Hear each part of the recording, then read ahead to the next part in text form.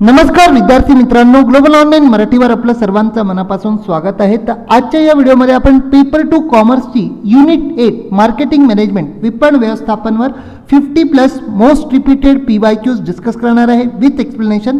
या PYQsच्या माध्यमाने तुम्हाला मार्केटिंगमधनं कसे प्रश्न विचारतात हे कळेल आणि प्लस मार्केटिंगच्या संकल्पनाची पुनरावृत्ती होऊन जाईल आणि संकल्पना अजून मजबूत होतील. तर विद्यार्थी मित्रांनो, सुरुवात करण्यापूर्वी आपल्यासाठी एक महत्त्वपूर्ण सूचना की आपल्या परीक्षेला अगदी कमी वेळ राहिलेला आहे. तर आपला 30 डेज क्रॅश कोर्स ऑन कॉमर्सचा जो न्यू बॅच आहे तो ऑलरेडी स्टार्ट झालेला आहे, ज्याच्यात आपल्याला दररोज लाईव्ह लेक्चर्स मिळतात आहे. लाईव्ह मिस झाले तर रेकॉर्डेड मिळतील. नंतर कंप्लीट सिलेबसचे नोट्स मिळतात आहे. Weekly test, full syllabus based mock test, 20पेक्षा जास्त मॉक टेस्ट आपल्याला मिळतील संपूर्ण अभ्यासक्रमावर.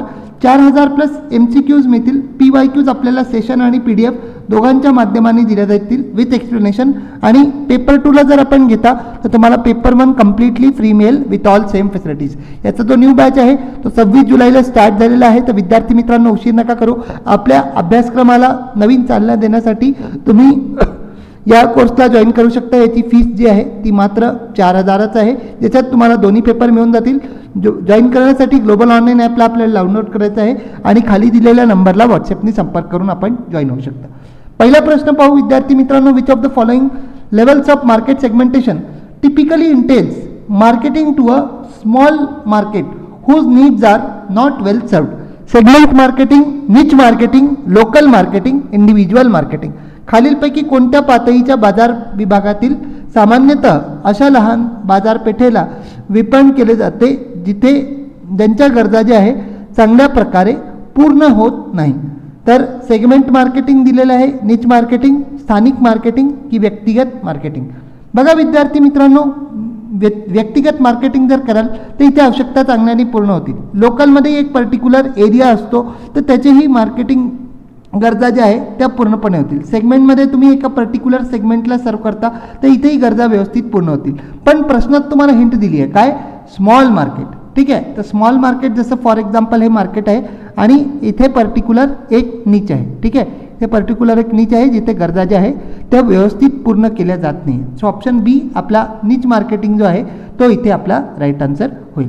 नेक्स्ट प्रश्न पाहू विद्यार्थी मित्रांनो. इथे आपल्याला उत्पादन जीवनचक्र, product life cycle related questions आहे. तर इथे आपल्याला 4 स्टेजेस दिलेले आहे: इंट्रोडक्शन, ग्रोथ, मॅच्युरिटी, डिक्लाइन. आणि इथे लिस्ट 2 मध्ये तुम्हाला त्यांचे फीचर्स दिलेले आहे, त्यांना तुम्हाला मॅच करायचं आहे.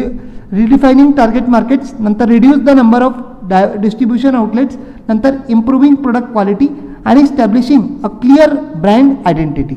तर बघा विद्यार्थी मित्रांनो, इथे परिचयाच्या टप्प्यात तुम्ही काय कराल?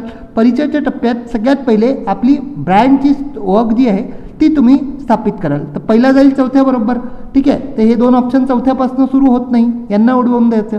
ठीक आहे, नंतर ग्रोथच्या टप्प्यात तुम्ही काय करता? ग्रोथच्या टप्प्यामध्ये जे आहे तुम्ही आपल्या उत्पादनाच्या गुणवत्तेमध्ये सुधार करता. ठीक आहे, you improve your product quality. तर हे जो बी आहे तो इथे 3 बरोबर जाईल. ठीक आहे, तर इथे बघा, इथे ऑप्शन 4 नंतर डायरेक्ट 2 आलेला आहे, तर हा नाही होणार. सो इथे ऑप्शन नंबर सेकंड बी जो आहे तो तुमचा इथे राईट आन्सर होईल. मॅच्युरिटीमध्ये बघता तर मॅच्युरिटीमध्ये तुम्ही काय करता? आपल्या टार्गेट मार्केट्सला रिडिफाईन करता, कारण इथे कॉम्पिटिटर्सची संख्या जी आहे, जे स्पर्धक जे आहे यांची संख्या वाढून जाते. याच्यासाठी तुम्ही लक्ष्य बाजारपेठेची पुनर्परिभाषा स्थापित करता. आणि डिक्लाइनमध्ये तुम्ही काय करता? आपल्या आउटलेटची संख्या कमी करता. ठीक आहे, you reduce the number of distribution outlet. So option number B जो आहे तो इथे राईट आन्सर बनेल. नेक्स्ट प्रश्न पाहू विद्यार्थी मित्रांनो. Which objective of pricing relate to increase market share among the following?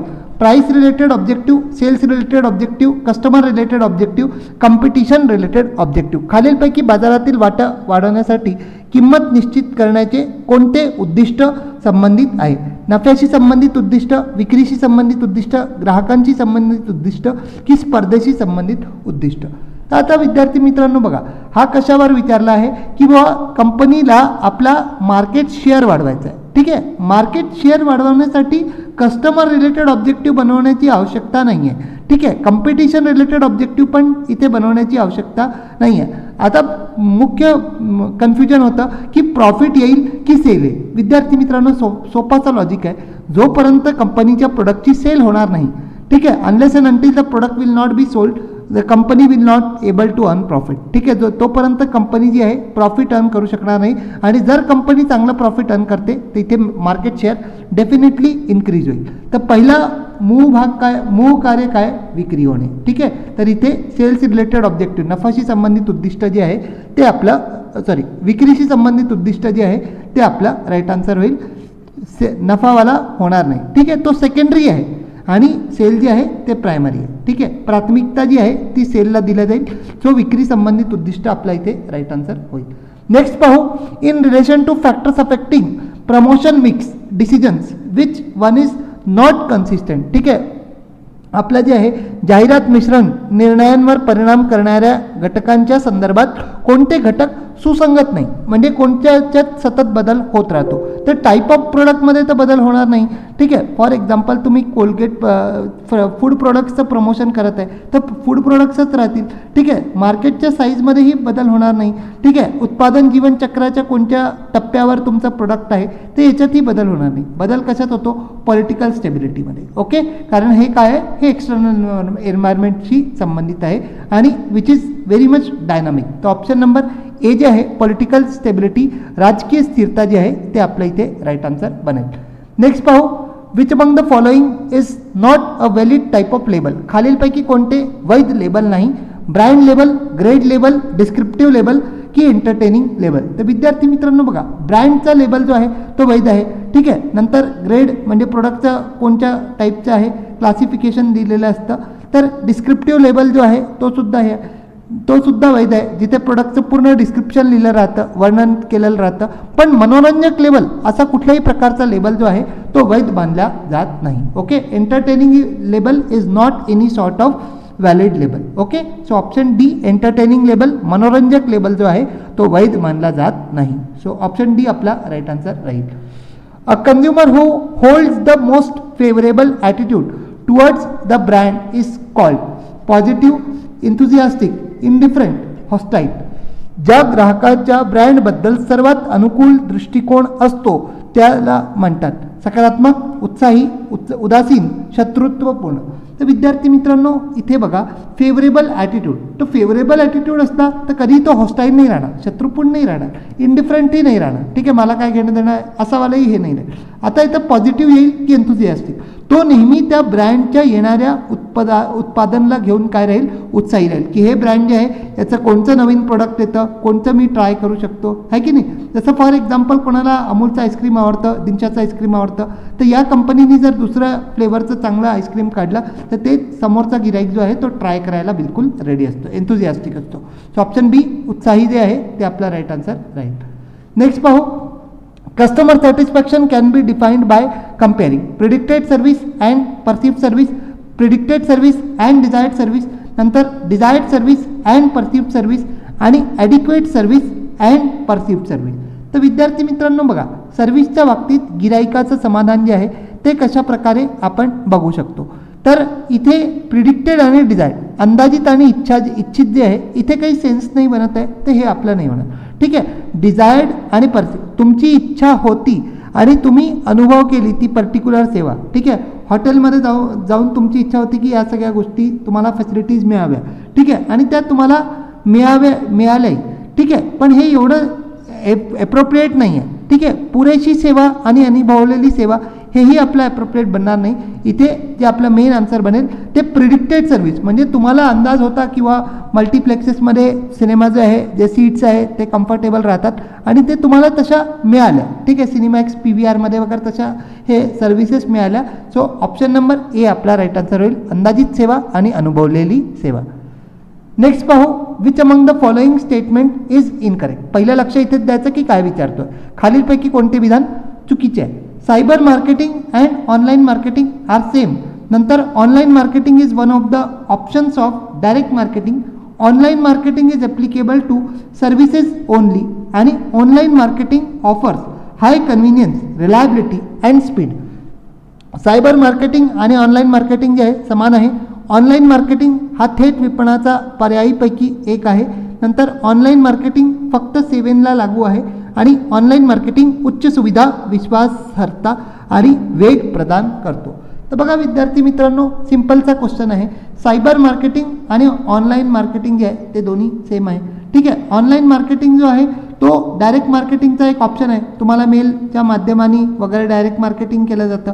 ठीक आहे. नंतर online marketing is applicable to services only ना, हे सर्व्हिस आणि प्रोडक्ट्स दोघांसाठी लागू केलं जातं. नंतर online marketing offers high convenience. ठीक आहे. तुम्हाला घर बसल्याच तुम्ही ऑर्डर देऊ शकता, तुमच्याकडे प्रोडक्ट येऊन जाईल, जसं दिसतो आहे तोच सेम प्रोडक्ट येऊन जाईल आणि चांगल्या स्पीडनी, जसं फॉर एक्झाम्पल बिग बास्केट वगैरे आहे तर याच्या माध्यमाने तुम्हाला पटकन प्रोडक्ट जे आहे ते मिळून जातं. ठीक आहे. तर हे सर्व्हिसेस ओनली जे आहे ते आपला चुकीचा आन्सर होऊन जाईल. Which of the following is not considered as types of direct marketing. तर खालीलपैकी कोणता थेट विपणनाचा भाग नाही तो तुम्हाला सांगायचा आहे. Web marketing, telemarketing, email direct marketing की डायरेक्ट मेल मार्केटिंग. तर विद्यार्थी मित्रांनो, टेलिमार्केटिंग म्हणजे तुम्हाला फोन केला जातो. ठीक आहे. जेव्हा ऐन आराम करताना फोन केला जातो. नंतर ईमेल डायरेक्ट मार्केटिंग म्हणजे तुम्हाला मेल पाठवला जातो. डायरेक्ट मेल मार्केटिंगमध्येही तुम्हाला जो आहे मेल पाठवला जातो. पण वेब मार्केटिंग, ठीक आहे, वेबसाईट्सच्या माध्यमाने केलेला मार्केटिंग जो आहे तो डायरेक्ट मार्केटिंग नसतो, तो सर्वांसाठी सामान्य असतो. Okay. So option number A web marketing जे आहे ते आपला राईट आन्सर राहील.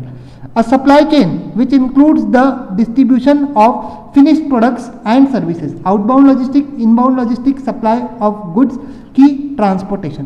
तयार उत्पादने आणि सेवांचे वितरण करणारी पुरवठा साखळी कोणती राहील? आउटबाउंड लॉजिस्टिक, इनबाउंड लॉजिस्टिक, वस्तूंचा पुरवठा की वाहतूक. तर बघा विद्यार्थी मित्रांनो, ट्रान्सपोर्टेशनच्या माध्यमाने तो प्रोडक्ट जो आहे तो एक जागेवरून दुसऱ्या जागी जाईल, तर हे इथे होणार नाही. सप्लाय ऑफ गुड्स पण तेवढा वैध मानलं जाणार नाही, कारण इथे सर्व्हिसेस दिलेलं आहे. तर सर्व्हिसेसच्या बाबतीत जे आहे, जे प्रोडक्ट्स आणि सर्व्हिसेस जे आहे ते फिनिश प्रोडक्ट्स आणि सर्व्हिसेस जेव्हा दिले जातात तर that are considered under the outbound logistic, कारण फिनिश प्रोडक्ट जो आहे तो दिला जातो. हेच जर कच्चा माल दिला जात असता तर तो इनबाउंड लॉजिस्टिकच्या अंतर्गत आलेला असता. ठीक आहे. सो ऑप्शन ए आपला राईट आन्सर राहील, outbound logistic. Which one of the following is controllable variable of marketing management? Environment, competition, consumer की प्राईस. कंट्रोलेबल म्हणजे कशावर तुम्ही नियंत्रण ठेवू शकता तो घटक सांगायचा आहे. तर पर्यावरणावर आपण नियंत्रण नाही ठेवू शकत. ठीक आहे. नंतर कॉम्पिटिशनवरही कंपनी नियंत्रण नाही करू शकत. गिराईकावरही कंपनी नियंत्रण नाही करू शकत. कंपनी ज्या तिचं जे उत्पादन आहे त्याच्या प्राईसवर नियंत्रण जरूर करू शकते. ठीक आहे. तर किंमत ऑप्शन डी आपला इथे राईट आन्सर राहील. A group of closely related products constitute a product mix, product quality, product uniformity की product line. एकत्रितपणे संबंधित असलेल्या उत्पादनांची गटला काय दर्शवते? उत्पादन मिश्रण, उत्पादन गुणवत्ता, एकसंगता की उत्पादन रेषा. तर विद्यार्थी मित्रांनो जे आहे, जे क्लोजली रिलेटेड प्रोडक्ट्स असतात जे आहे that are covered under the product line. ठीक आहे. प्रोडक्ट मिक्सही असतं. So option D product line जे आहे उत्पादन रेषाच्या अंतर्गत जो आहे ते प्रोडक्ट मिक्स जो आहे दॅट इज मोस्ट अप्रोप्रिएट. उत्पादन मिश्रणमध्ये काय असतं, तुम्ही क्लोजली रिलेटेड प्रोडक्ट्स असतात आणि इथे प्रोडक्ट लाईन, प्रोडक्ट लेंथ आणि प्रोडक्ट विड्थ अशा 3 महत्त्वपूर्ण घटक जे आहे ते आपल्याला पाहायला मिळतात. What are 2 ways of increasing line and length in product management? ठीक आहे. उत्पादन व्यवस्थापनामध्ये रेषा व लांबी वाढवण्याच्या 2 मार्ग कोणते? Line extension and category extension, brand extension and product brand extension and product extension, नंतर line stretching and line filling आणि लाईन इलास्टिक आणि कॅटेगरी एक्सटेन्शन. तर विद्यार्थी मित्रांनो, जर समजा तुम्हाला उत्पादन व्यवस्थापनमध्ये आपली प्रोडक्ट लाईन वाढवायची, ठीक आहे, प्रोडक्ट लाईन आणि लेंथ वाढवायची आहे प्रोडक्ट मॅनेजमेंटमध्ये, तर इथे तुम्ही कॅटेगरी एक्सटेंड नाही करत. ठीक आहे. वेगळ्या वेगळ्या कॅटेगरीज जे आहे ते एक्सटेंड नाही करत. इथे तुम्ही काय करता, हे ब्रँड एक्सटेन्शनवाला जो ऑप्शन आहे तो पण इथे व्हॅलिड नाही होणार. ठीक आहे. ब्रँड तुम्ही मल्टिपल प्रोडक्ट्समध्ये लावू शकता, पण इथे लाईन लेंथ वाढवायला तो महत्त्वपूर्ण नाही राहणार. ठीक आहे. लाईन इलास्टिक आणि कॅटेगरी एक्सटेन्शन हे पण याच्यात नाही होणार.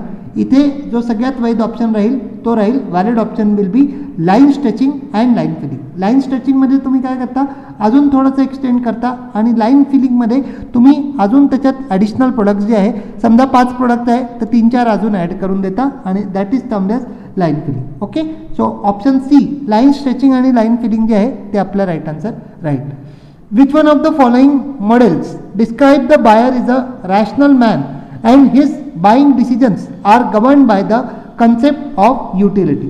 Learning model, system model, economic model, psychological model. खालीलपैकी कोणता मॉडेल जो आहे गिराईकाच्या वर्तनाबद्दल उपयोजित सिद्धांतावर आधारित आहे?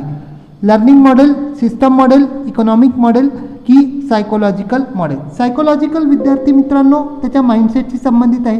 त्याच्यात 3 प्रमुख टप्पे येतात, आयडी, इगो आणि सुपर इगो. ठीक आहे. आता इथे तुम्हाला एक क्लिअर हिंट दिली आहे युटिलिटी. तर युटिलिटी आपण कुठे शिकतो? युटिलिटी आपण इकॉनॉमिकमध्ये शिकतो आहे ना. सो इथे इकॉनॉमिक मॉडेलच्या अंतर्गत बायर जो आहे तो रॅशनली असतो आणि इथे युटिलिटीची संकल्पनाचा वापरही केला जातो. ओके. सो इकॉनॉमिक मॉडेल जो आहे तो आपला राईट आन्सर इथे राहील ऑप्शन सी. नेक्स्ट क्वेश्चन पाहू. Which one of the following represents consumers reference group? Hybrid groups, digital groups, media groups की इंटिमेट ग्रुप? ग्राहकांचा संदर्भ समूह कोणता? Hybrid group, digital group, media group की घनिष्ठ ग्रुप? तर विद्यार्थी मित्रांनो कंझ्युमर रेफरन्स ग्रुप जो आहे त्याच्यात डिजिटल ग्रुप्स वगैरे नाही येणार. त्याच्यात जे आहे इंटिमेट ग्रुप जे आहे ते आपण पाहतो. ठीक आहे. इंटिमेट ग्रुप जे आहे दॅट आर कन्सिडर्ड. नेक्स्ट पाहू. The habit of the people to analyse the information completely and interpreting it is called as self actualisation, selective retention, selective distortion आणि सिलेक्टिव्ह रिटेन्शन. माहितीचे पूर्ण विश्लेषण व अर्थ लावण्याची लोकांची सवय कोणत्या संज्ञेने ओळखल्या जाते? आत्मप्राप्ती, नंतर निवडक लक्ष, निवडक व्यक्ती आणि निवडक स्मृती. तर विद्यार्थी मित्रांनो इथे आपल्याला बघायचं आहे की सेल्फ ॲक्च्युअलायझेशन तर इथे नाही होणार. ठीक आहे. तो काय करतो आहे की माहिती गोळा करत आहे आणि संपूर्ण माहितीचं विश्लेषणसुद्धा करत आहे आणि ज्या कामाचे आहे त्याला इंटरप्रेटसुद्धा करतो आहे. सिलेक्टिव्ह डिस्टॉर्शन जे आहे ते इथे नाही होणार. सिलेक्टिव्ह डिस्टॉर्शन म्हणजे तुम्ही जी तुमच्या माहिती कामाची नाही आहे तिला तुम्ही हटवून देता. सिलेक्टिव्ह रिटेन्शन म्हणजे जे तुमच्या कामाचं आहे तेच तुम्ही लक्ष ठेवता. ठीक आहे.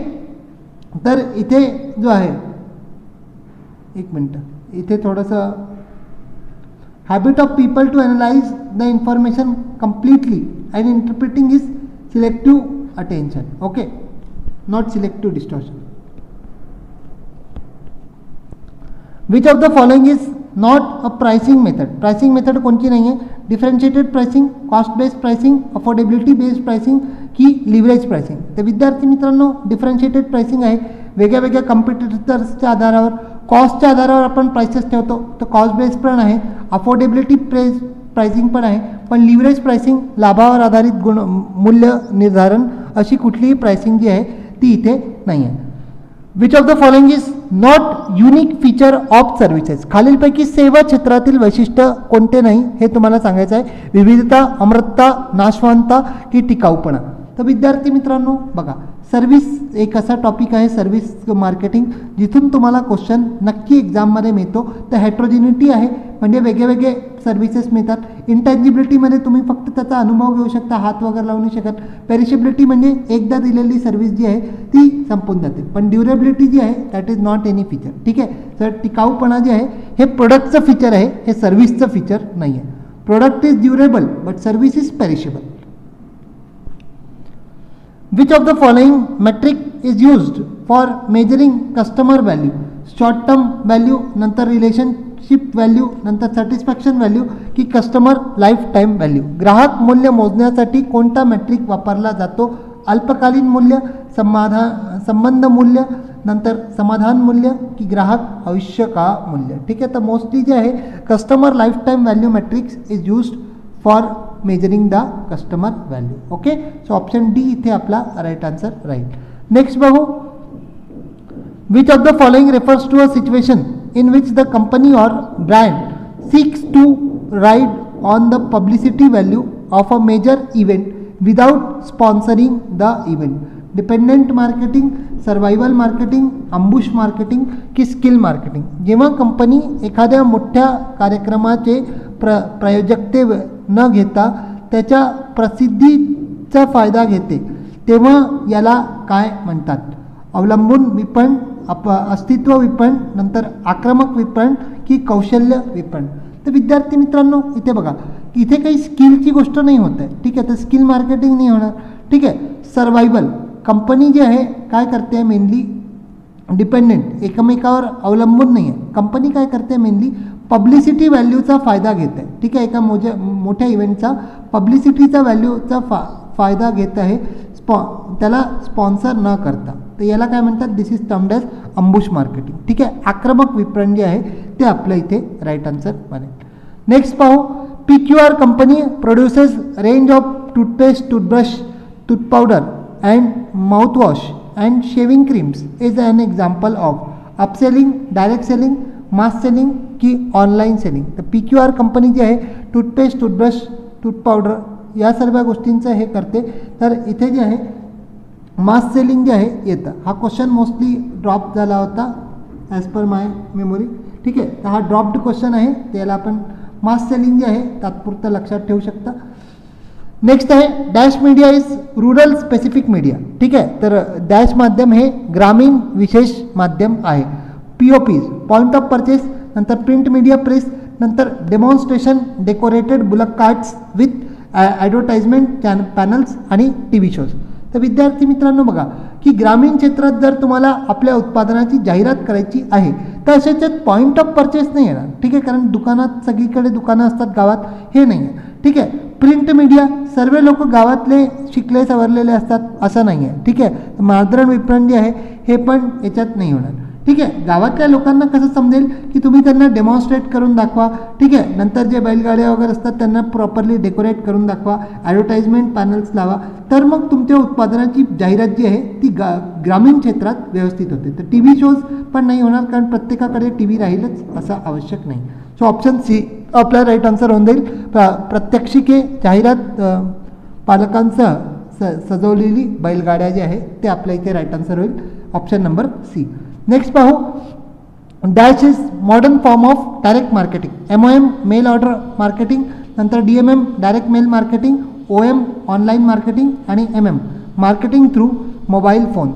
डॅश हे थेट विपणनाचे आधुनिक स्वरूप आहे. पहिलं लक्ष आपल्याला काय झालं, कुठे गेलं पाहिजे, मॉडर्न फॉर्म.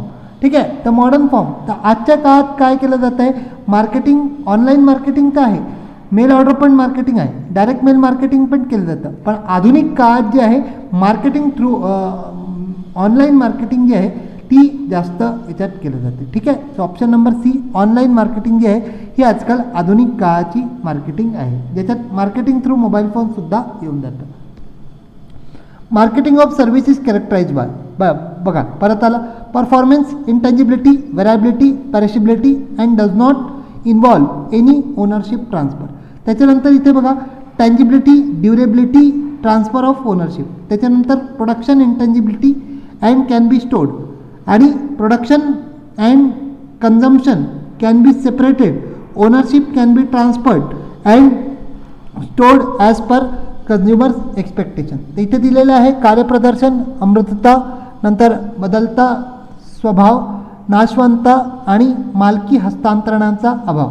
नंतर दिलेलं आहे मृतता, टिकाऊपणा आणि मालकी हस्तांतरण. त्याच्यानंतर उत्पादन अमृतता आणि साठवून ठेवलेला येते, आणि त्याच्यानंतर उत्पादन आणि वापर वेगळे असू शकतात, मालकी हस्तांतरण होऊ शकते आणि गिराईकाच्या अपेक्षेनुसार साठवून ठेवता येतो.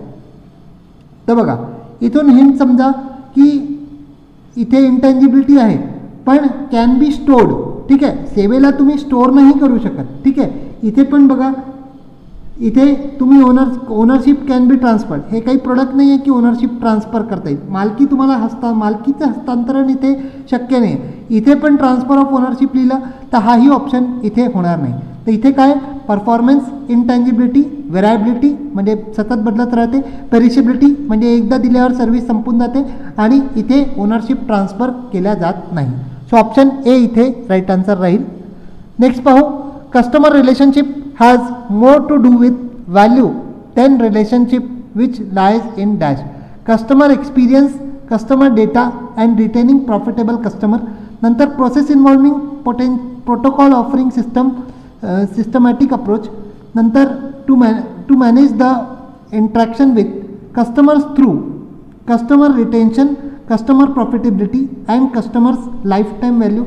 नंतर आहे managing customer information through all customer touch points आणि दिलेलं आहे any attempt made to retain the past customer. तर ग्राहक संबंध मूल्याशी संबंधित असतो, केवळ नात्याशी नाही, आणि हे मूल्य जे आहे डॅशमध्ये असते. तर बघा कस्टमर रिलेशनशिप दिलेलं आहे आणि याला रिलेशनशिपच्या पलीकडे खूप काही करायचं असतं. तर इथे जे आहे आपल्याला कस्टमर एक्सपिरियन्स, कस्टमरचा डेटा आणि जे प्रॉफिटेबल कस्टमर आहे त्याला तर तुम्ही रिटेन करालच, ठीक आहे. पण याच्यात जे आहे managing customer information through all consumer touch points हे पण याच्यात येईल. Any attempt made to retain past customer हे पण कस्टमर रिलेशनशिपमध्ये येतं.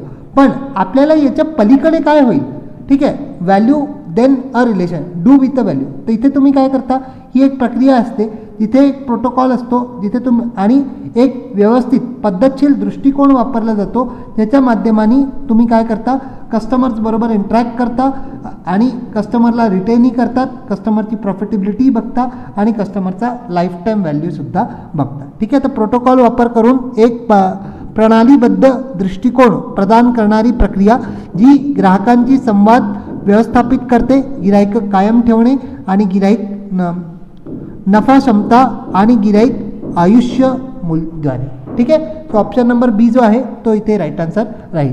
नेक्स्ट पाहू, dash concept believe that the consumer will not buy enough of the companies product unless it undertakes selling tactics and heavy promotional effort.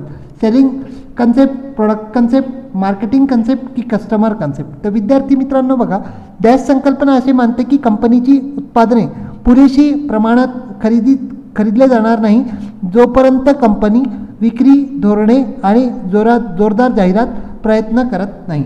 तर बघा customer concept नावाचं तर काही कन्सेप्टच नाही आहे. मार्केटिंग कन्सेप्टमध्ये तुम्ही गिरायकाच्या गरजा ओळखता आणि त्याला पूर्ण करता, त्याचं समाधान करता, ठीक आहे. प्रोडक्ट कन्सेप्टमध्ये तुम्ही गुणवत्ता क्वालिटी सेंट्रिक असता, ठीक आहे. पण सेलिंग कन्सेप्टमध्ये इथे कंपनी काय करते, ॲग्रेसिव्ह प्रमोशन करते, खूप जास्त प्रमाणात हेवी प्रमोशन केलं जातं आणि जोपर्यंत कंपनी प्रमोशन करत नाही तोपर्यंत कंपनीचे प्रोडक्ट्स जे आहे ते विकल्या जात नाही. सो ऑप्शन ए सेलिंग कन्सेप्ट विक्री संकल्पना जी आहे ती इथे राईट आन्सर राहील. Marketing companies use the pestle analysis for the understanding the major macro environmental forces. In this analysis P stands for political, psychological, physiological की physical factor. तर विपणन कंपन्या जे आहे प्रमुख व्यापक पर्यावरणातील घटक समजून घेण्यासाठी पेस्टल विश्लेषणाचा वापर करतात. तर या विश्लेषणात पीचा अर्थ काय हे तुम्हाला सांगायचं आहे. तर विद्यार्थी मित्रांनो पीचा अर्थ सायकोलॉजिकल नाही आहे, फिजिकल नाही आहे आणि फिजिओलॉजिकल पण नाही आहे, ठीक आहे. पीचा जो अर्थ आहे तो मेनली पॉलिटिकल फॅक्टर्स होतो, political, economical, socio cultural, technological, environmental आणि legal. Okay, so option A political factors आपला राईट आन्सर राहील, राजकीय घटक. नेक्स्ट पाहू, buying and assembling function is closely related with dash element of marketing process. Concentration, trading, dispersion की equalization. तर विद्यार्थी मित्रांनो इथे काय करत आहे, बाय करत आहे आणि जे क्लोज रिलेटेड प्रोडक्ट्स आहे त्यांना काय करत आहे, त्यांना असेंबल करून ठेवत आहे, ठीक आहे. बाय केल्यावर असेंबल करत ठेवत आहे. तर इथे डिस्पर्सन नाही येणार, ठीक आहे, ट्रेडिंग पण नाही येणार. This is related to concentration. Okay, तर इथे जे आहे एकाग्रता जी आहे ते आपलं राईट आन्सर इथे राहील. Targeting affluent customers with luxurious goods is an example of geographic segmentation, income segmentation, psychographic segmentation की behavioral segmentation. श्रीमंत विलासी वस्तूंद्वारे लक्ष्य करणे हे डॅशचे एक उदाहरण आहे. भौगोलिक विभाजन, उत्पन्न विभाजन, मानसशास्त्रीय विभाजन की वर्तणुकीय विभाजन. तर विद्यार्थी मित्रांनो जॉग्राफिकल सेगमेंटेशन म्हणजे काय झालं, एक पर्टिक्युलर एरिया, एक पर्टिक्युलर क्षेत्राच्या आधारावर, ठीक आहे. आणि इथे काय दिलं आहे, लक्झरियस गुड्स, ठीक आहे. तर लक्झरियस गुड्स कोण घेईल, सगळे लोक घेऊ शकतात का, नाही. इथे श्रीमंतही लिहिलं. तर श्रीमंत सायकोग्राफिकमध्ये पण इथे माइंडसेट झालं, बिहेवियरलमध्ये गिराईकाचं वर्तन झालं. तर हे नाही येणार, दिस इज इन्कम सेगमेंटेशन, ठीक आहे. जो श्रीमंत माणूस आहे तोच BMW मर्सिडीज कार घेईल ना. सो ऑप्शन बी जो आहे इन्कम सेगमेंटेशन, उत्पन्न विभाजन जे आहे ते आपला राईट आन्सर राहील. Dash concept requires marketers to balance 3 considerations: companies objectives, customer needs and long term public interest. Marketing, societal marketing, production, product. दीर्घकालीन सार्वजनिक हित या 3 बाबीमध्ये संतुलन राखावे लागते. तर इथे कोणचं आहे, हा थोडासा अर्धवट झाला आहे. तर इथे जे आहे आपलं सोसायटल मार्केटिंग कन्सेप्ट येतं की कारण कंपनीचे उद्दिष्ट पूर्ण होत आहे, गिरायकाच्या गरजा पूर्ण होत आहे आणि लॉंग टर्म म्हणजे दीर्घ कालावधीमध्ये पब्लिक इंटरेस्ट, ठीक आहे, म्हणजे जे लोक आहे त्यांचा पण लाभ करून दिला जातं. ठीक आहे, तर सोसायटल मार्केटिंग आपला आहे. तर विद्यार्थी मित्रांनो, विपणनच्या जेवढ्या पण अभिमुखता आहे, जेवढे पण कॉन्सेप्ट्स आहे ते लक्षात ठेवा. 5 ते 6 कॉन्सेप्ट्स आहे मार्केटिंगचे, ते आपल्याला माहीत असले पाहिजे. नेक्स्ट बघा, marketing refers to social and managerial process of anticipating, identifying and satisfying customer requirements profitably. नंतर managerial process of measuring customer requirements. त्याच्यानंतर process of creating demand for goods and services made available in the market आणि process of collecting and analyzing data related to future requirements of customer. तर विपणन म्हणजे काय हे तुम्हाला सांगायचं. तर विद्यार्थी मित्रांनो बघा, इथे डाटा गोळा करण्याचा विपणनाशी काही संबंध नाही आहे. ठीक आहे, केला जातो पलीकडे, पण रिसर्चसाठी वगैरे केला जातो. आपल्याला विपणनचा बेसिक अर्थ, मार्केटिंगचा बेसिक मिनिंग इथे सांगायचं आहे. Process of creating demand for goods and services made available. तर डिमांड क्रिएट करणे ही मार्केटिंगचं मेन काम नाही आहे. इथे बेस्ट ऑप्शन निवडायचं. Managerial process of measuring customer requirements हे पण इथे योग्य नाही आहे. इथे पहिला ऑप्शन सर्वोग्य आहे, जिथे सोशल अँड मॅनेजरियल प्रोसेस आहे, ज्याच्या माध्यमाने तुम्ही काय करता, कस्टमरच्या गरजा जे आहे त्याची अपेक्षितपणे ओळखण्याची आणि पूर्ण करण्याची सामाजिक आणि व्यवस्थापकीय प्रक्रिया जी आहे याला आपण काय म्हणतो, marketing. Social and managerial process of anticipating, identifying and satisfying customer requirements profitably. Next, demand going up and down with a time upsetting alignment with supply is known as excess demand, declining demand, latent demand, fluctuating demand.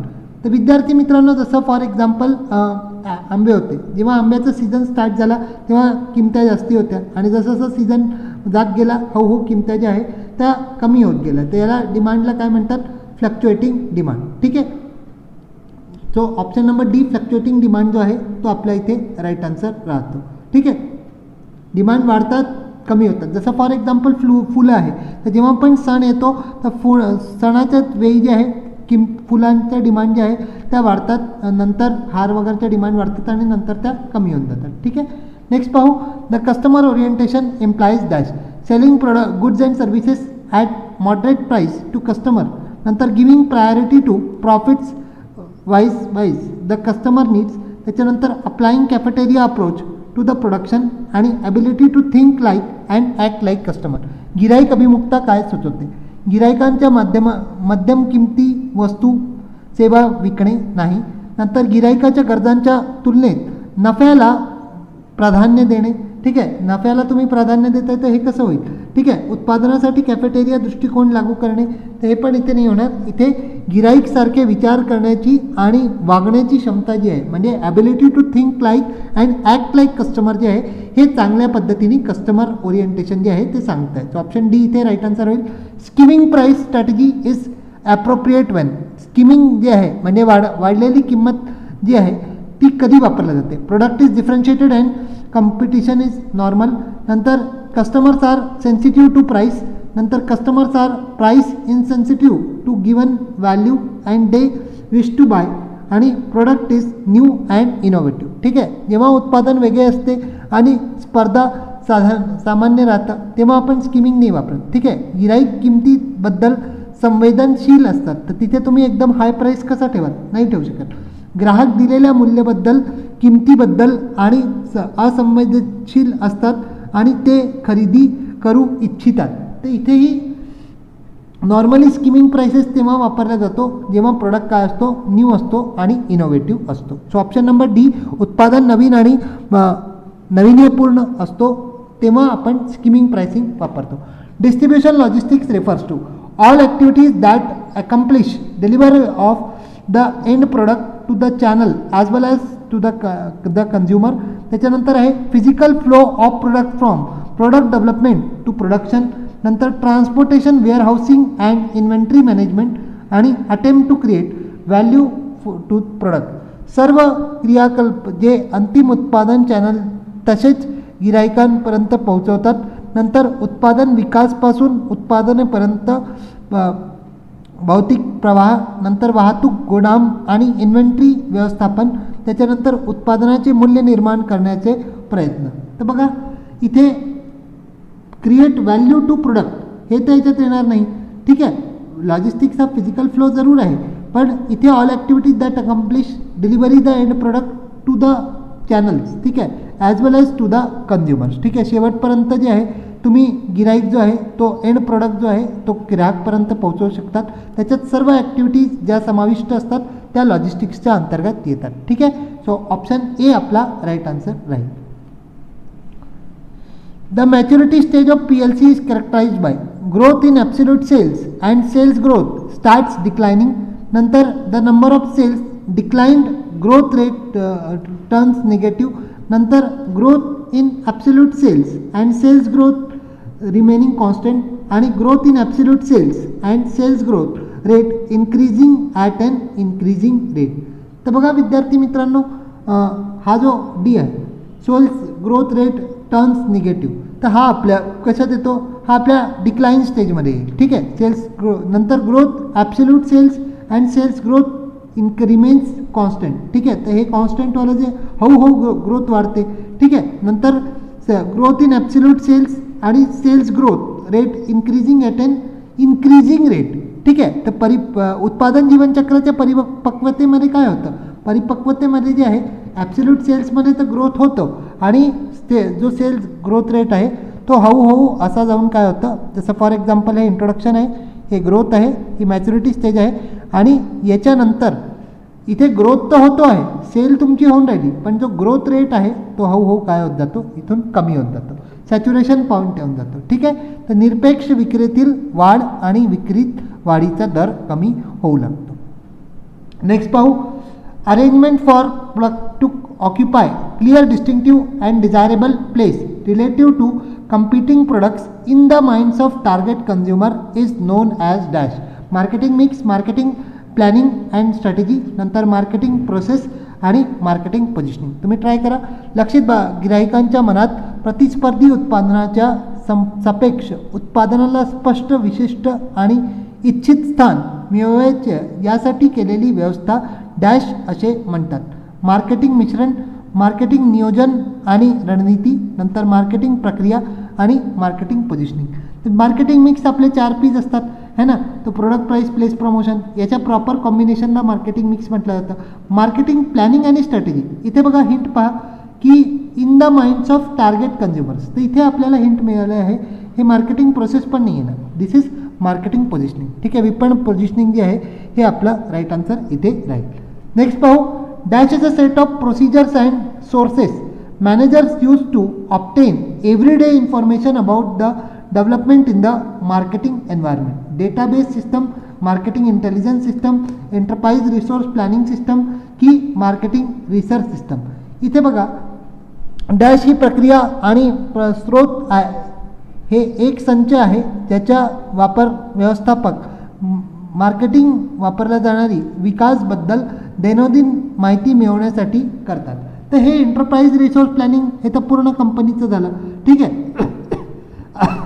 इथे तुम्हाला काय हवी आहे, everyday information हवी आहे किंवा मार्केटिंगच्या क्षेत्रात काय डेव्हलपमेंट्स होतात आहे, मार्केटिंग एन्व्हायरमेंट, बाजार पर्यावरणात जे आहे, विपणन पर्यावरणात काय डेव्हलपमेंट होत आहे ते डेटाबेस सिस्टमही नाही सांगणार, हे कोण सांगेल, this will be told by marketing intelligence system. ठीक आहे, मार्केटिंग इंटेलिजन्स सिस्टम जे आहे ते इथे राईट आन्सर राहील.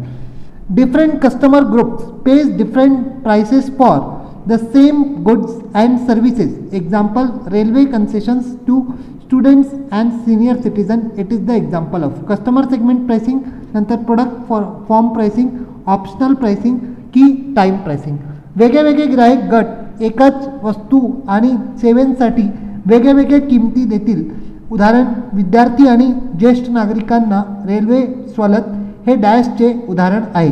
गिराईक विभाजन किंमत, नंतर उत्पादन फॉर्म किंमत, पर्यायी किंमत की वेळेची किंमत. तर बघा विद्यार्थी मित्रांनो, टाईम प्राइसिंग म्हणजे काय? टाईम प्राइसिंग म्हणजे वेळच्या अनुसार, ठीक आहे. जसं ओला कॅब्स वगैरे बोलवतात तर ते सकाळी दुपारी त्यांचे रेट कमी असतात, रात्री वगैरे खूप जास्ती असतात, ठीक आहे. ऑप्शनल म्हणजे तुम्ही एखादा घेत आहे प्रोडक्ट तर तुम्हाला एवढ्याचं मिळेल, ते नाही घेणार तर कमीचं मिळेल, जास्तचं मिळेल, ठीक आहे. प्रोडक्ट फॉर्म प्राइसिंग म्हणजे मिल्कची प्राईस वेगळी असते, दहीची प्राईस वेगळी असते, पनीरची प्राईस वेगळी असते, ठीक आहे. सो हे आणि कस्टमर सेगमेंटेशन प्राइसिंग म्हणजे तुम्ही एक पर्टिक्युलर सेगमेंट ग्रुपसाठी एक पर्टिक्युलर प्राइस जो आहे तो सेट करता. सो ऑप्शन ए आपला राईट आन्सर राहील. Dash enables one to have comparison of quality and price, standardisation, grading, labelling, branding. तर इथे विद्यार्थी मित्रांनो तुम्ही काय करत आहे, गुणवत्ता, ठीक आहे, गुणवत्ता आणि किंमत याची तुलना करत आहे. So this is termed as मानकीकरण, ठीक आहे. हे कशाच्या अंतर्गत येतं? हे ग्रेडिंगमध्ये नाही येणार, लेबलिंगमध्ये पण नाही येणार, लेबलिंगमध्ये तर तुम्ही मेन्शन करता, ब्रँडिंगमध्ये पण नाही येणार. दिस इज टर्म्ड ॲज मानकीकरण. ओके, नेक्स्ट पाहू. Dash divides buyer into groups based on the knowledge, attitudes, usages और responses to a product. Geographic segmentation, demographic segmentation, psychographic segmentation, behavioural segmentation, ठीक आहे. दृष्टिकोन, वापर किंवा उत्पादनवरील प्रतिसादांवर आधारित गटांमध्ये विभागते. तर हे कोणचं होईल? हे भौगोलिक नाही होणार, इथे काही एरिया मेन्शन नाही केलं आहे. नॉलेज, ॲटिट्यूड, ठीक आहे, नॉलेज ॲटिट्यूडचे हे डेमोग्राफिकमध्ये पण नाही येणार. आता मेन मुद्दा येतो की सायकोग्राफिक येईल की बिहेवियरल येईल. तर इथे मोस्टली बिहेवियरल येतं, कारण इथे तुम्हाला बघा युजेस रेट दिलेलं आहे, रिस्पॉन्सेस दिलेलं आहे. तर हे तुमच्यासाठी हिंट आहे की याचं उत्तर जे आहे ते बिहेवियरल सेगमेंटेशन, वर्तणुकीय विभाजन जे आहे ते इथे राहील. Dash value is the perceived benefit received from product as an outcome of some particular occasion or situation, novelty, condition, emotion, social. Dash मूल्य म्हणजे एखाद्या विशिष्ट प्रसंगाचा किंवा परिस्थितीचा परिणाम म्हणून उत्पादनातून मिळणारा अनुभव असलेला फायदा. तर तो कोणता असतो? दॅट इज सशर्त, ठीक आहे. सो ऑप्शन बी कंडिशनल जो आहे तो आपला राईट आन्सर. सामाजिकचं नाही म्हटलं, काही इमोशनलचं पण नाही म्हटलं तर इमोशनल पण नाही होणार. आणि नॉवेल्टी, न्यू प्रोडक्ट नाही आहे तर नॉवेल्टी पण इथे नाही येणार. People, planet and profit are another 3 P's associated with virtual marketing, green marketing, international marketing की रुरल मार्केटिंग. लोक, ग्रह आणि नफा हे डॅशशी संबंधित आणखीन 3 P's आहे. व्हर्च्युअल मार्केटिंग, हरित विपणन, नंतर आंतरराष्ट्रीय विपणन की ग्रामीण विपणन. तर विद्यार्थी मित्रांनो इथे बघा एक हिंट सांगते, पीपल, प्लॅनेट, ठीक आहे. पीपल आणि पीपल तर आपल्या सर्व्हिस मार्केटिंगमध्ये पी येतो, तर हा इथे नाही. म्हणजे नफा कमवा, लोकही काम करतील आणि आपलं जी प्लॅनेट आहे, जो ग्रह आहे तोही सुरक्षित राहावा. तर हे ग्रीन मार्केटिंग, हरित विपणनच्या अंतर्गत येतं. ऑप्शन बी इथे राईट आन्सर राहील. नेक्स्ट प्रश्न पाहू. Dash consist of launching the new products at a low price and spending heavily on promotion. Rapid skimming strategy, slow skimming strategy, rapid penetration strategy, slow penetration strategy.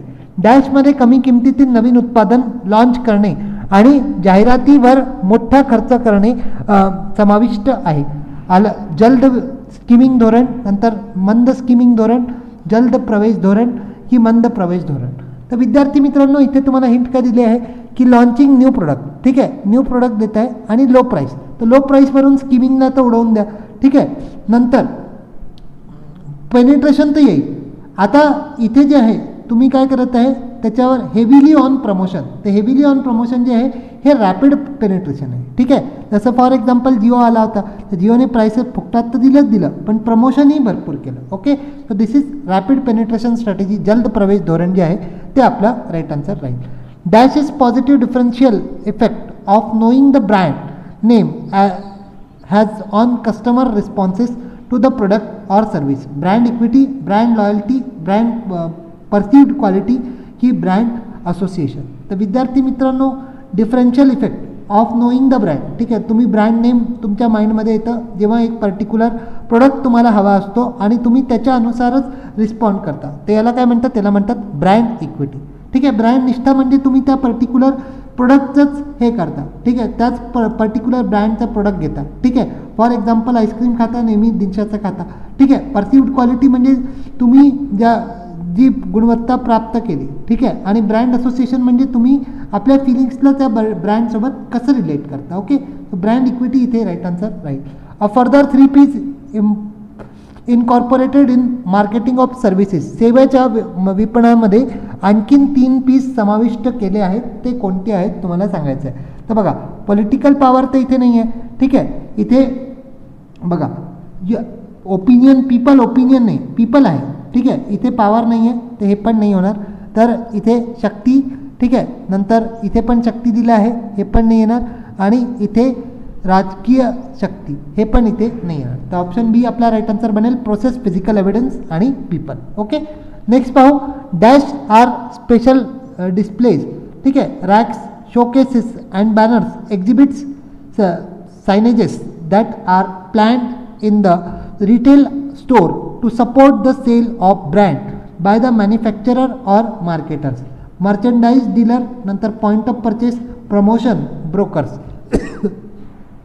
Dash म्हणजे उत्पादन किंवा विक्रेत्यांच्याकडून ब्रँडची विक्रीत पाठिंबा देण्यासाठी किरकोळ दुकानात, ठीक आहे, लावलेले विशेष प्रदर्शन, रॅक आणि शोकेस, बॅनर, प्रदर्शन चिन्हे इत्यादी. त्याला काय म्हणतात? माल विक्रेता, खरीददार चे ठिकाण, नंतर जाहिरात आणि दलाल. तर बघा, दलाल तर इथे होणार नाही. प्रमोशन जे आहे हे पण होणार नाही. जसं फॉर एक्झाम्पल तुम्ही कपड्याच्या दुकानात जाता, ठीक आहे, इथे एक मॉडेल लागलेलं राहतो छान छान ड्रेस घालून, ठीक आहे, नंतर थोड्या अंतरावर त्याचं बॅनरही असतं जिथे बिलिंग काउंटर असतं. तर याला काय म्हणतात? याला म्हणतात point of purchase. Okay, so option B, खरीददारीचे ठिकाण, पॉईंट ऑफ परचेस आपला राईट आन्सर राहील. Dash involves consumer to consumer marketing where consumer directly sell products on or services to another consumer using the internet. Dash मध्ये गिराईक ते गिराईक जे आहे विपणन समाविष्ट आहे, जिथे गिराईक इंटरनेट वापरून इतर गिराईकांना थेट उत्पादने किंवा सेवा विकतात.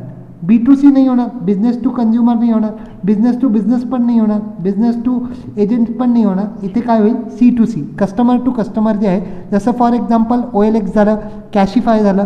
तर याच्यावरती एक गिराईक जो आहे दुसरा गिराईकाला आपला प्रोडक्ट जो आहे तो विकतो. तर C2C ऑप्शन डी आपला इथे राईट आन्सर राहील. From the point of view of consumers, promotion concept means dash. Selling, delivering goods and services, नंतर कम्युनिकेशन आणि सोल्युशन टू कन्झ्युमर प्रॉब्लेम्स. गिरायकांच्या दृष्टिकोनाने जाहिरात संकल्पना म्हणजे डॅश. विक्री, वस्तू आणि सेवांचे वितरण, नंतर संवाद, गिरायकांच्या समस्येचे निराकरण. तर गिरायकाच्या समस्येचे निराकरण हे प्रमोशनचं काम थोडी नाही. डिलिव्हरिंग गुड्स अँड सर्व्हिसेस हे पण नाही होणार. प्रमोशन म्हणजे सेलिंग असंही नाही. प्रमोशन म्हणजे मुख्य काय? संप्रेषण किंवा संवाद. ठीक आहे, so it is related to communication. Option C, संवाद जे आहे ते आपला राईट आन्सर राहील. Dash means classification of standardized product into certain well defined classes or groups. Standardization, gradation, simplification, diversification. Dash म्हणजे प्रमाणित उत्पादनांचे वैशिष्ट्य सुस्पष्ट वर्ग किंवा गटांमध्ये वर्गीकरण, मानकीकरण, श्रेणीकरण, सरलीकरण की विविधीकरण. तर विद्यार्थी मित्रांनो बघा, विविधीकरण तेव्हा केलं जातो जसं तुम्ही प्रोडक्ट जो आहे तो फॉर एक्झाम्पल तुमचं कपड्याचे दुकान आहे, ठीक आहे, नंतर तुम्हाला बिझनेस डायव्हर्सिफाय करायचं आहे, तर तुम्ही कपड्याचंच मिळतं होतं. फॉर एक्झाम्पल तुम्ही ड्रेस प्रोडक्ट विकता, साड्यांचंही विकता, तर ठीक आहे, हे डायव्हर्सिफिकेशन झालं. सिम्प्लिफिकेशन म्हणजे तुम्ही अजून आपल्या प्रोडक्ट लाईनला सिम्प्लिफाय करता. स्टँडर्डाइज आपण मागे पाहिलंच आहे. आणि इथे काय? ग्रेडेशन म्हणजे जे स्टँडर्डाइज प्रोडक्ट्स आहे त्याला तुम्ही क्लासिफाय करत आहे वेगळ्या वेगळ्या क्लासेसमध्ये. Okay, so this will be termed as gradation. ठीक आहे, श्रेणीकरण आपला राईट आन्सर इथे राहील. Function of physical supply includes buying, assembling, selling, नंतर transportation, storage, standardization, grading, packaging, labelling आणि ट्रान्सपोर्टेशन, ग्रेडिंग अँड स्टोरेज. तर भौतिक पुरवठ्याची कार्यामध्ये कोणते समाविष्ट आहे? खरेदी करणे, एकत्र करणे, विक्री करणे, नंतर वाहतूक, साठवणूक, नंतर मानकीकरण, श्रेणीकरण, पॅकेजिंग आणि लेबलिंग आणि वाहतूक, श्रेणीकरण आणि साठवणूक. तर विद्यार्थी मित्रांनो, फिजिकल सप्लायमध्ये जे आहे आपलं ग्रेडिंग, पॅकेजिंग, लेबलिंग येणार नाही. ठीक आहे, मेन त्याचा रोल कशात आहे? ट्रान्सपोर्टमध्ये आहे. ठीक आहे, तर ट्रान्सपोर्ट आणि स्टोरेज जे आहे हे याच्यात मेनली इन्क्लूड असतात. नेक्स्ट पाहू. Dash method of pricing strategies assumes that sales and profits are independent of cost but are dependent on the demand. ठीक आहे, तर हे मागणीवर आधारित आहे, पण नफा आणि सेलचा तसा काही संबंध नाही आहे. ते ब्रेक इवन प्राइसिंगमध्ये नाही, म्हणजे जेवढ्याचं बनवलं तेवढ्याला विकलं. ठीक आहे. नंतर कॉम्पिटिशन ओरिएंटेड प्राइसिंग म्हणजे तुम्ही आपल्या स्पर्धकाला पाहून बघता. अफोर्डेबिलिटी प्राइसिंग म्हणजे तुम्ही हे परवडण्यायोग्य, जेवढ्यात परवडतं, गिराईकाला परवडू शकतं ती किंमत देता. ठीक आहे. तर हे कोणतं राहील इथे? डिमांड हिंट बघा काय, dependent on the demand. So this is market based pricing, बाजार आधारित किंमत जी आहे ते आपला राईट आन्सर राहील. नेक्स्ट पाहू, in dash pricing method of service marketing a marketer chooses to charge low price for a basic service to attract customer, but every extra service above basic is charged additionally high. Differential pricing, discount pricing, diversionary pricing, high price maintenance pricing. सेवा विपणनाच्या dash किंमत पद्धतीमध्ये marketer जो आहे गिराईकांना आकर्षित करण्यासाठी मूलभूत सेवांसाठी कमी किंमत आकारण्याचा पर्याय निवडतो, परंतु मूलभूत सेवेपेक्षा जास्त प्रत्येक अतिरिक्त सेवेसाठी अतिरिक्त जास्त शुल्क जे आहे आकारले जाते. भिन्न किंमत, स्वलत किंमत, नंतर भिन्न किंमत आणि उच्च किंमत देखभाल किंमत. तर बघा, हाय प्राईस मेंटेनन्स प्राइसिंग जे आहे असा प्रकार नाही आहे. डिस्काउंट प्राइसिंग म्हणजे तुम्ही कमी याच्यात देता. ठीक आहे. डिफरन्शियल प्राइसिंग म्हणजे पर्सन टू पर्सन जे आहे डिफर करतं किंवा आपल्या कॉम्पिटिटर्सच्या आधारावर डिफरन्शिएट करू शकता. तर फॉर एक्झाम्पल तुम्ही एका हॉटेलमध्ये जाता आणि हॉटेलमध्ये तुम्ही मेन उद्देश काय की तिथे राहणे. ठीक आहे. तर रूम तर तुम्हाला स्वस्तात मिळून जाते विथ रिक्वायर्ड फॅसिलिटीज, पण त्या रूममध्ये जर तुम्ही जेवण मागवता आहे बाहेरून, तो हॉटेलवाला जेवण आणून देण्याचे जास्त पैसे चार्ज करतो. तर याला काय म्हणतात? याला म्हणतात डायव्हर्जनरी प्राइसिंग. ओके. भिन्न किंमत जी आहे ते आपला राईट आन्सर राहील. नंतर बघा, in the case of some market leaders the companies are very highly respected, that the channel members are proud to be associated with them, is known as reward power, coercive power, expert power, referent power. काही market लीडर्सच्या बाबतीत जे आहे कंपन्या खूप आदर केला जातो की चॅनल सदस्यांना त्यांच्याशी जोडलेले जाणण्याचा अभिमान आहे डॅश म्हणून ओळखल्या जातात. Reward power, coercive power, expert power की रेफरंट पॉवर.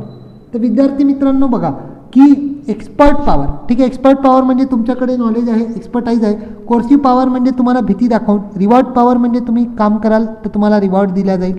पण रेफरंट पॉवर जी आहे तिथे तुम्ही काय करता, कोणाचा रेफरन्स आहे. ठीक आहे, मी याच्या थ्रू आलो आहे, त्याच्या थ्रू आलो आहे, तर तुम्हाला स्पेशल जे आहे सर्व्हिसेस मिळून जातात. So option number D, referent power जे आहे ते याचा राईट आन्सर राहील. ओके. कारण इथे तुम्हाला बघा proud to be associated with, इथूनच तुम्हाला रेफरंट पॉवरचा हिंट जो आहे तो इथे मिळतो आहे. Dash describe how and where information gets in to memory. Memory retrieval, memory reconstructive, memory encoding, memory decoding.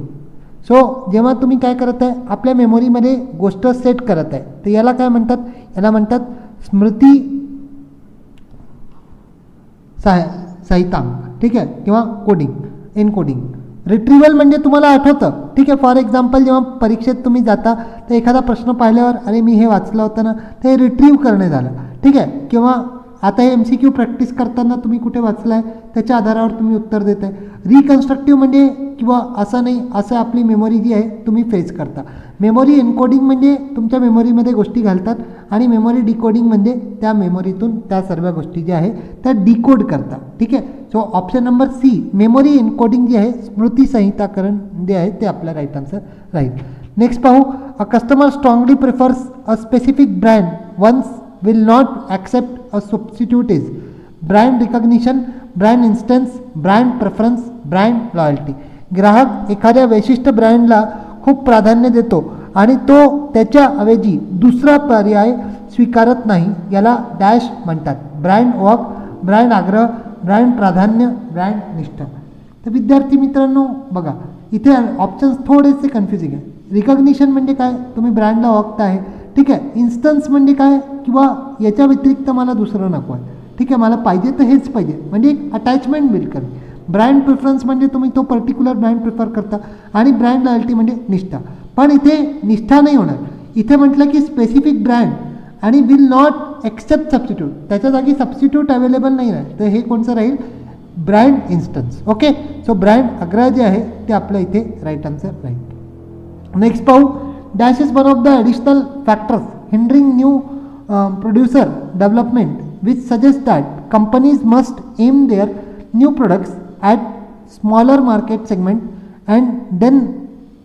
and this can mean lower sales and profits for such product, shortage of important ideas in certain areas, नंतर social and governmental constraints, नंतर fragmented market आणि cost of development. त्याच्यात काय म्हटलं की dash हा नवीन उत्पादक विकासात एक अडथळा आणणारा एक अतिरिक्त घटक आहे जो सूचित करतो की कंपन्यांनी त्यांच्या नवीन उत्पादनांचे लक्ष लहान बाजार विभागांवर ठेवले पाहिजे आणि याचा अर्थ आहे की प्रत्येक उत्पादनासाठी कमी विक्री आणि नफा येऊ शकतो. तर विद्यार्थी मित्रांनो, मार्केटला अति प्रमाणात जेव्हा सेगमेंट केला जातो तो इथे बघा, दिस कॅन मीन लोअर सेल्स, तो ऑटोमॅटिकली तुमचे प्रॉफिट्सही लो होतील, तुमचे सेलही लो होतील, तर हा न्यू प्रोडक्ट डेव्हलपमेंटमध्ये एक अडथळा मानला जातो. ठीक आहे, तर याला जे आहे सोशल आणि गव्हर्नमेंट कन्स्ट्रेंट्स इथे येणार नाही, शॉर्टेज ऑफ इम्पॉर्टंट आयडियाज जे आहे ते पण इथे येणार नाही. ठीक आहे, कॉस्ट ऑफ डेव्हलपमेंट पण अडथळा नाही आहे, इथे जो मेन अडथळा आहे तो आहे फ्रॅगमेंटेड मार्केट. ठीक आहे, खंडित बाजार नाही, कारण बाजारात काय केलं जातं, सेगमेंट्स केलं जातं, खूप जास्त प्रमाणात सेगमेंट केलं जातं. Okay, so option number C fragmented market आपला राईट आन्सर राहील. Rising sales at increasing rate is witnessed in dash, maturity stage, growth stage, introduction stage, decline stage. वाढल्या वेगाने विक्री वाढत असलेल्या डॅश टप्प्यात दिसून येतं, परिपक्वता, वाढ, परिचय की उतार टप्पा. तर विद्यार्थी मित्रांनो, जेव्हा आपण इंट्रोडक्शनवरून ग्रोथ स्टेजकडे जातो तेव्हा आपले सेल जे आहे ते चांगल्याने वाढतात. ओके, सो ऑप्शन बी ग्रोथ स्टेज आपला राईट आन्सर राहील. Dash is form of licensing where the parent company grants another independent company the right to do business in prescribed manner. तर बघा, right to do prescribed manner, तर इथूनच तुम्हाला hint आहे. Dash ही परवाना licence देण्याची एक पद्धत आहे ज्यामध्ये एक मूळ कंपनी जी आहे पेरेंट कंपनीला एका स्वतंत्र कंपनीला ठराविक पद्धतीने व्यवसाय करण्याचा अधिकार देतो. तर हे काय आहे, दॅट इज फ्रँचायझिंग. ठीक आहे, बिझनेस मॉडेल पूर्णचं पूर्ण. कॉन्ट्रॅक्ट मॅन्युफॅक्चरिंग म्हणजे तुम्ही त्याच्याशी करार करून घेतला. स्ट्रॅटेजिक अलायन्स लायसन्सिंग म्हणजे तुम्ही फक्त आपले IPR जे आहे ते त्याला देत आहे, त्याच्या आधारावर तो मार्केट करतो. Okay, so option A franchising आपला इथे राईट आन्सर राहील. नेक्स्ट आहे customer satisfaction is no longer good enough to survive in today's competition. What is needed is customer orientation, customer retention, building customer relationship की customer delight. आजच्या स्पर्धक बाजारपेठेत केवळ गिराहिकाचं समाधान पुरेसे नाही आहे, गरज आहे ती डॅशची. गिराईक अभिमुखता, गिराईक टिकवून ठेवणे, नंतर गिराईकसोबत नातेसंबंध निर्माण करणे आणि गिराईक आनंद. बघा विद्यार्थी मित्रांनो, कस्टमर ओरिएंटेशन तर इथे नाही होणार.